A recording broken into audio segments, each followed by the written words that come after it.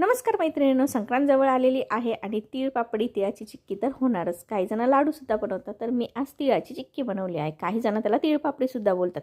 त्यासाठी मी काय केलेलं आहे, 1 वाटी गूळ घेतला, 1 वाटी तीळ घेतलेले आहे आणि त्याच्यामध्ये 2 चमचे गावठी तूप ॲड केलेलं आहे. आता हा जो गूळ आहे हा मी चिक्कीचा वापरलेला आहे. तुमच्याकडे चिक्कीचा गूळ नसेल तर त्याऐवजी तुम्ही रेग्युलर साधा गूळसुद्धा घेऊ शकतात.